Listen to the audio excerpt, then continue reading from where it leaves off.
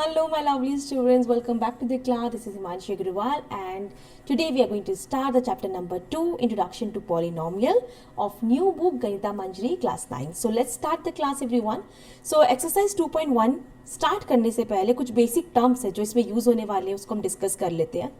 सो पहले चैप्टर का नाम क्या है? Polynomials, right. इंट्रोडक्शन है पॉलिनोमियल का. तो पॉलिनोमियल होते क्या है? सो आपने एल्जेब्रिक एक्सप्रेशन क्लास 8th में पढ़ा था, राइट. सो क्लास 8th में जब हमने एल्जेब्रिक एक्सप्रेशन पढ़ा है तो उसके अकॉर्डिंग मतलब उस एक्सप्रेशन में अगर हम कुछ कंडीशन अप्लाई कर दे तो हमारे पॉलिनोमियल निकल के आते हैं. जैसे कि यहाँ पे लिखा हुआ है the algebraic expression in which the variables. Okay, किसकी बात हो रही है यहाँ पे? वेरिएबल्स की. जो वेरिएबल्स है वो अगर सिर्फ नॉन नेगेटिव एक्सपोनेंट्स वाले हैं, नॉन नेगेटिव एक्सपोनेंट्स को सिंपल टर्म में बोले कि जिसकी जो वेरिएबल की जो पावर है, वेरिएबल्स की जो पावर है वो कैसी होनी चाहिए? होल नंबर होनी चाहिए. ठीक है, नॉन नेगेटिव में हमारे होल नंबर्स आते हैं. ठीक है, यानी 0 हो सकती है पावर, 1 हो सकती है, 2 हो सकती है, 3, 4 कुछ भी हो सकती है, बट वो -1 -2 या फ्रैक्शन ऐसी कोई वैल्यू नहीं होनी चाहिए. एग्जाम्पल, ये हमारे पास एल्जेब्रिक एक्सप्रेशन है. ठीक है, अब देखो इसमें पावर क्या है x की, यहाँ पे पावर 2 है, यहाँ पावर 1 है. ठीक है, यहाँ अगर कुछ भी नहीं है तो मैं इसको x पावर 0 भी लिख सकती हूँ. तो जितनी भी पावर्स है x जो प्रेजेंट है वो कैसे प्रेजेंट है? जो पावर्स है वो कैसी है? हमारी सारी की सारी होल नंबर्स है. तो हम बोलेंगे कि ये जो एल्जेब्रिक एक्सप्रेशन है दिस इज अ पॉलिनोमियल, ये पॉलिनोमियल है. सेम अगर आप चेक करो, ये हमारे x के टर्म्स में है पॉलिनोमियल, ये हमारे y के टर्म्स में है. ठीक है, बट हमें चेक क्या करना है? सिर्फ एक्सपोनेंट चेक करने. जो पावर है ना वेरिएबल की वो हमारी कैसी होनी चाहिए? पॉजिटिव होनी चाहिए, मतलब होल नंबर्स होनी चाहिए, 0 एंड पॉजिटिव नंबर्स. सो यहाँ पे पावर 3 है, 2 है, 1 है. So yes, this is a polynomial. अगर मैं आपको एग्जांपल दूं कि 3y² प्लस 2 √y माइनस 5, क्या ये पॉलिनोमियल है? तो क्या बोलोगे आप? देखो यहाँ पे डिकोड करो, y की पावर, यहाँ पे y की पावर 2 है और y की पावर 1/2. मतलब एक y ऐसा प्रेजेंट है जिसकी पावर कैसी है? फ्रैक्शन में, और फ्रैक्शन हमारा होल नंबर नहीं होता, तो ये हमारा पॉलिनोमियल नहीं होगा. सिंपल है, क्लियर हो गया. तो पॉलिनोमियल हमारा क्या है? एक कॉम्बिनेशन है जो टर्म्स का, कॉफिशिएंट का. ठीक है, जैसे हमारा एल्जेब्रिक एक्सप्रेशन क्या होता है जिसमें हमारे कुछ टर्म्स को हम सेपरेट करके लिखते हैं प्लस माइनस से. जैसे ये टर्म्स है, 4x² एक अपना टर्म है, 7x एक टर्म है, 8 एक टर्म्स है. ठीक है, so this is a polynomial. एक इसमें आता है हमारा यूनिवेरिएट पॉलिनोमियल, जो हमारे चैप्टर का मेन पार्ट है. जो हम पॉलिनोमियल्स पढ़ रहे हैं बेसिकली वो हम यूनिवेरिएट पढ़ रहे हैं. ठीक है, यानी ऐसे पॉलिनोमियल पढ़ रहे हैं जो सिर्फ वन वेरिएबल में है. ठीक है, so the algebraic expression involving only one variable. कोई भी वेरिएबल हो, अगर x है तो सिर्फ x होना चाहिए, y है तो सिर्फ y होना चाहिए, z है तो सिर्फ z होना चाहिए, a b c कोई भी वेरिएबल आप ले रहे हो उससे फर्क नहीं पड़ता. फर्क पड़ता है कि पूरे एक्सप्रेशन में, पूरे पॉलिनोमियल में सिर्फ एक वेरिएबल का इस्तेमाल किया गया हो. जैसे यहाँ पे सिर्फ x यूज किया है, यहाँ पे सिर्फ y. तो ये हमारे कैसे कहलाते हैं? यूनिवेरिएट कहलाते हैं. इसको हम पॉलिनोमियल इन वन वेरिएबल भी बोलते हैं. ठीक है, सो कभी भी स्टेटमेंट आ जाए define the univariate. So univariate का मतलब होता है सिंगल वेरिएबल, यूनि मतलब सिंगल. नेक्स्ट हमारा एक इंपॉर्टेंट टर्म है डिग्री ऑफ पॉलिनोमियल. तो सिंपल आपको क्या ध्यान रखना बच्चों कि डिग्री का मतलब होता है हाईएस्ट पावर ऑफ वेरिएबल. जो भी वेरिएबल है उसकी हाईएस्ट पावर हमारी डिग्री कहलाती है. अब यहाँ पे डिग्री दो तरीके से हो सकती है. वैसे तो आपको यही वाली पढ़नी है, वन वेरिएबल हम पढ़ने वाले हैं मोस्टली, राइट. लेकिन मैं आपको एक और जो फॉर्मेट है वो भी आपको दिखाऊंगी. सो अगर पॉलिनोमियल हमारा वन वेरिएबल में है, ठीक है, तो हमें क्या करनी होती है? हाईएस्ट पावर चेक करनी होती है. यहाँ पे हाईएस्ट पावर क्या है? देखो x की पावर हमारे पास 7 है, 3 है, 2 है, 1 है. इन सब में हाईएस्ट क्या है? जो हाईएस्ट पावर है, हाईएस्ट पावर इज 7. तो यहाँ पे डिग्री क्या हो जाएगी? हमारी 7 हो जाएगी. क्लियर हो गई बात? सेम इसमें देख लो. अब बोलोगे मैम √3 आ गया. देखो नंबर पे रूट है, x पे रूट नहीं है, तो √3 हमारा एक कांस्टेंट टर्म है, यानी कॉफिशिएंट है.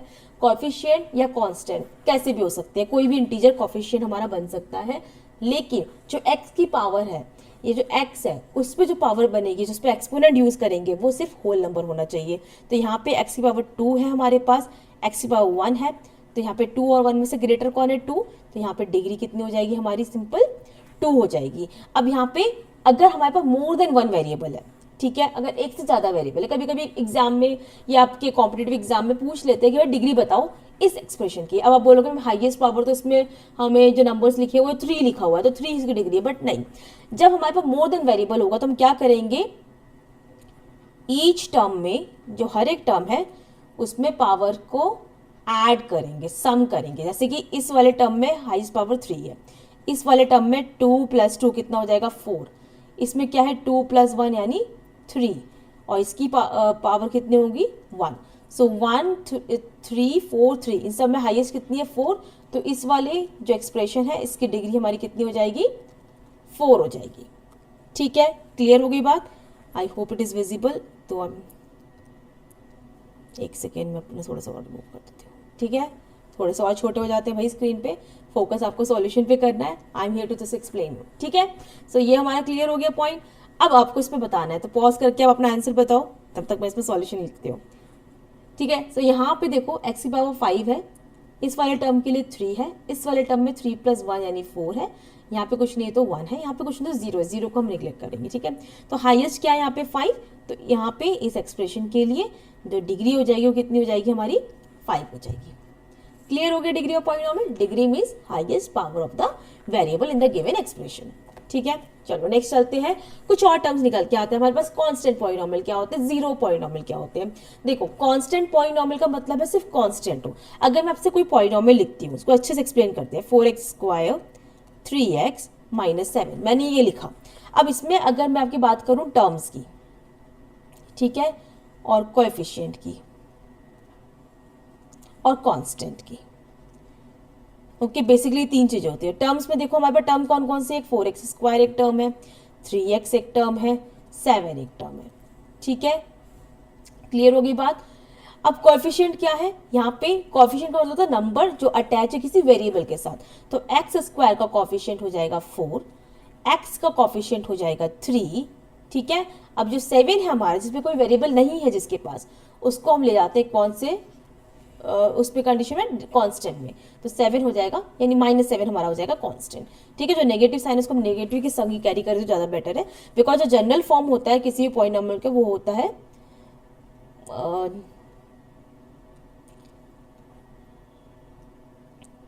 ओके इस तरीके से हमारे बहुत सारे पॉलिनोमियल आते हैं। ठीक है, हम इसको बार बार डिस्कस करेंगे, आप भी कंफ्यूज हो जाओगे, तो अभी के लिए हम इसको इतना ही रखते हैं।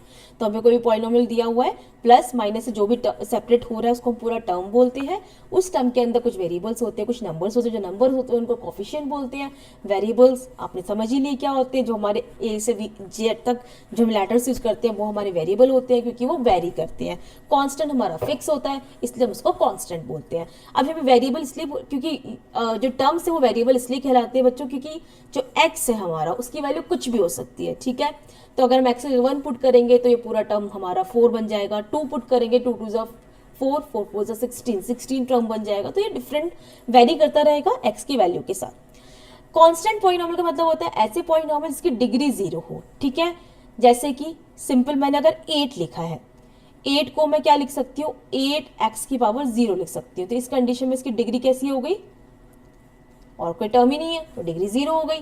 तो यानी जिसकी डिग्री 0, यानी सिंपल हम बोलेंगे कांस्टेंट टर्म। कौन से टर्म, हमारे जितने भी कांस्टेंट टर्म्स है उसको हम क्या बोलते हैं, अगर खाली कांस्टेंट प्रेजेंट है, कुछ x प्रेजेंट नहीं, कोई वेरिएबल प्रेजेंट नहीं है, तो उसको हम बोलेंगे कांस्टेंट पॉलिनोमियल। एग्जांपल 3 हमारा एक पॉलिनोमियल है, 4 पॉलिनोमियल है, -7 पॉलिनोमियल, -5/7 पॉलिनोमियल है, क्योंकि हर एक टर्म के संग मैं x की पावर 0 लिख सकती हूँ, और x की पावर 0 की वैल्यू हमेशा 1 होगी। तो जैसे कि मैं लिख सकती हूँ ना कि 8 × 1, तो इस 1 की जगह मैं क्या कर सकती हूँ, x की पावर 0 को रिप्लेस कर सकती हूँ। तो 8x की पावर 0 एक टर्म बन गया, और वो पॉलिनोमियल है, राइट, क्योंकि डिग्री इसकी 0 है। तो कांस्टेंट का मतलब है डिग्री 0 होगी। ये बात क्लियर हुई? अब इसी में आ जाता है हमारा जीरो पॉलिनोमियल।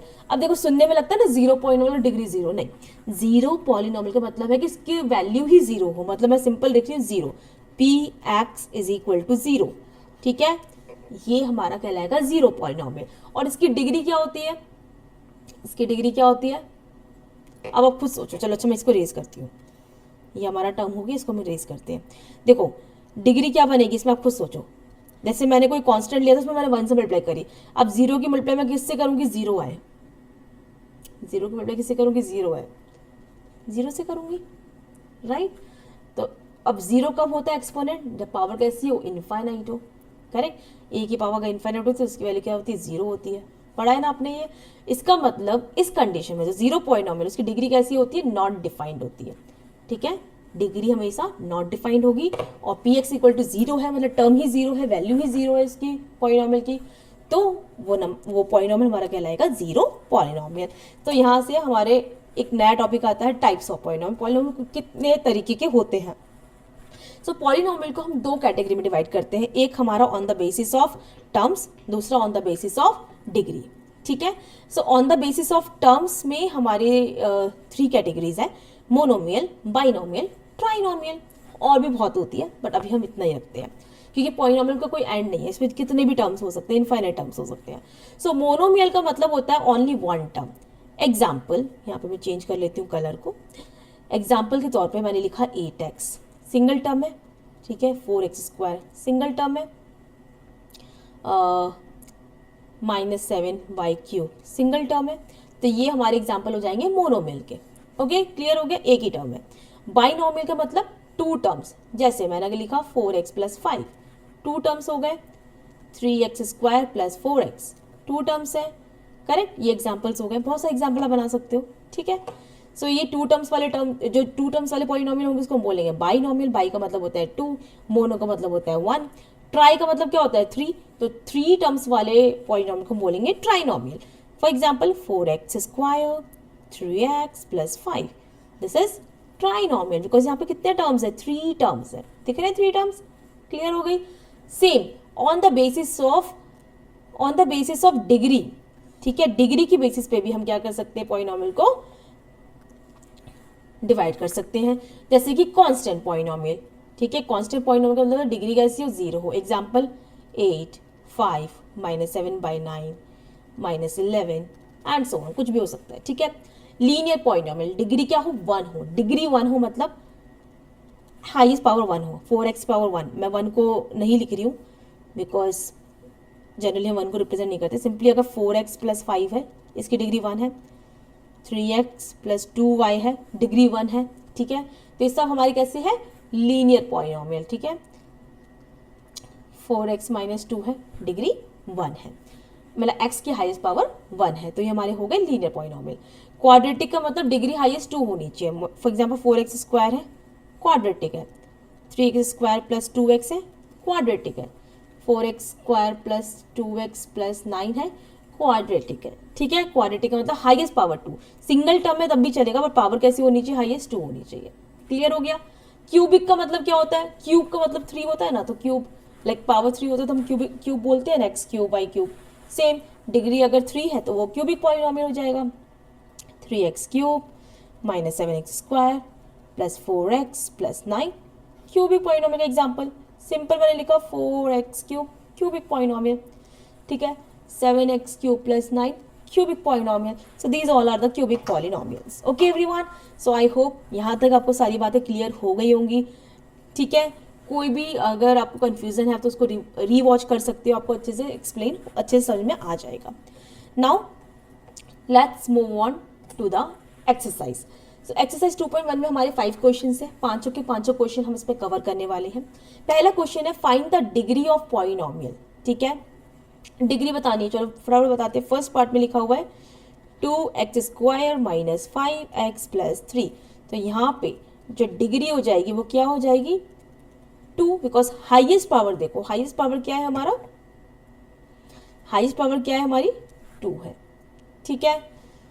सेकेंड पार्ट में जो डिग्री होगी वो कितनी हो जाएगी, अब मैं क्वेश्चन कैरी नहीं कर रही हूँ, डिग्री देखो यहाँ पे y³ + 2y + -1, सो y की हाईएस्ट पावर कितनी है 3, तो डिग्री कितनी हो जाएगी 3। थर्ड में देखो यहाँ पे -9 है, तो -9 को मैं क्या लिख सकती हूँ, -9x⁻0, तो यहाँ पे जो डिग्री है वो हमारी क्या हो जाएगी 0, ठीक है। ये कांस्टेंट पॉलिनोमियल का पार्ट है। फोर्थ पार्ट में लिखा हुआ है 4g - 3, हाईएस्ट पावर कितनी है 1, so degree will be 1। Okay everyone, let's move to the question number 2.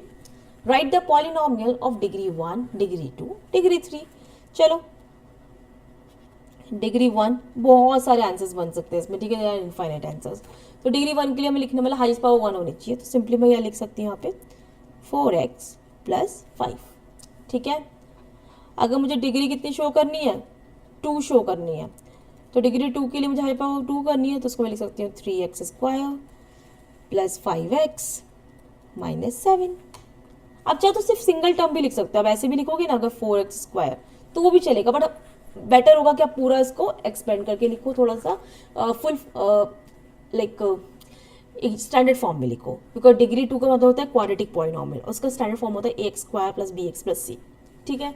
इसीलिए कोशिश करना कि आप उसको स्टैंडर्ड फॉर्म में रिप्रेजेंट करो। डिग्री 3 5x³ 3x² 4x 7, ये हमारी डिग्री 3 का एग्जाम्पल हो गया। बहुत सारे बना सकते हो, कुछ भी चेंज कर सकते हो, y भी ले सकते हो, यहाँ पे z भी ले सकते हो, ठीक है।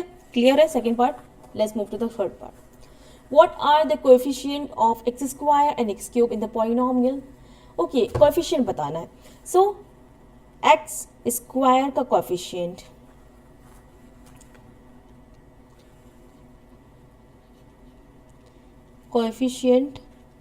Of x² will be, x² के साथ देखो क्या लिखा हुआ है, यहाँ पे लिखा हुआ है 6x² प्लस का 6x², तो प्लस का 6 ही है ना x² के साथ, कोएफिशिएंट क्या हो जाएगा प्लस का 6, साइन जरूर पुट करना, ठीक है, प्लस का 6, +6। पॉजिटिव नहीं पुट करो फिर भी चल जाएगा, बट नेगेटिव साइन को भूलना मत।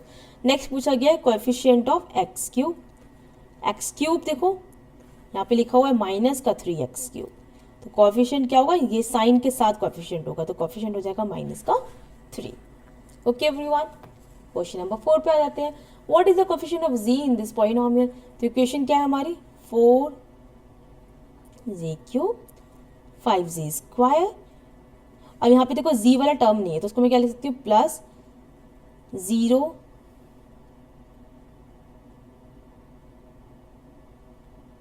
z लिख सकती हूँ, ओके, -11। तो ये मैंने 0 लिख लिया, यहाँ पे कोई टर्म प्रेजेंट नहीं था इसीलिए। So coefficient of z will be equal to 0। Okay everyone, क्योंकि वो टर्म एब्सेंट है, जो टर्म एब्सेंट होगा उसको कोएफिशिएंट हम 0 लेट कर लेंगे, बिकॉज अगर मैं इस पूरी एक्सप्रेशन में 0 को ऐड भी कर रही हूँ तो इस एक्सप्रेशन पे कोई फर्क नहीं पड़ेगा। अगर इसकी जगह आप सोचोगे कोई और कांस्टेंट ले लूँ कि मैं 1 ले लूँ 2 ले लूँ, तो 1 और 2 का इफेक्ट उस पर पड़ेगा, तो हम इसको अपने पास से नहीं ले सकते, ठीक है। हमें कुछ भी ऐड करना है, माइनस करना है किसी भी एक्सप्रेशन में या किसी भी स्टेटमेंट में, तो हम ऐसा कुछ करते हैं कि हमारा एक्सप्रेशन ट्रू रहे, उसको हम चेंज नहीं कर सकते। ओके एवरीवन, क्वेश्चन नंबर 5 पे आ जाते हैं। This is the last question of today's exercise. What is the constant term of this polynomial. Constant term बतानी है, तो भाई हमें पता है टर्म्स की अगर बात करूं तो कुछ वेरिएबल्स होते हैं, कुछ कांस्टेंट्स होते हैं। यहाँ पे वेरिएबल्स क्या है हमारे पास, जो वेरिएबल टर्म्स है वो हमारे पास है 9x³ 5x² 8x, और जो कांस्टेंट टर्म है हमारे पास वो सिर्फ नंबर वाला टर्म है, यानी -10। सो आंसर क्या हो जाएगा, constant term of given polynomial is -10। Okay everyone, so this is an answer। so इसी के साथ हम एंड करते हैं अपनी वीडियो को, अपने सेशन को यहाँ पे। नेक्स्ट सेशन में हम सॉल्व करेंगे एक्सरसाइज 2.2 विद 2.2 का इंट्रो, मतलब उसमें जो भी हम न्यू टर्म्स कुछ कैरी आउट करेंगे तो वो मैं आपको पहले एक्सप्लेन करूंगी। पूरा इंट्रोडक्शन एक संग बनाने में बहुत सारी चीज़ें हॉस्पॉस हो जाती है और आप लोग नहीं याद कर पाओगे, बिकॉज इसमें बहुत सारे टर्म्स ऐसे हैं जो स्लो आप विद टाइम विद प्रैक्टिस आप जितना करोगे वो ज़्यादा बेटर रहेगा। सो अगर आपको वीडियो हेल्पफुल लगी है, do share with your friends, please do comment the best thing which you like, और ऐसी कोई भी चीज़ आपको लगता है कि मैं इसको इम्प्रूव कर सकती हूँ, then please to let me know feedback, and also to subscribe the channel. Thank you so much everyone, bye, I will see you in the next video.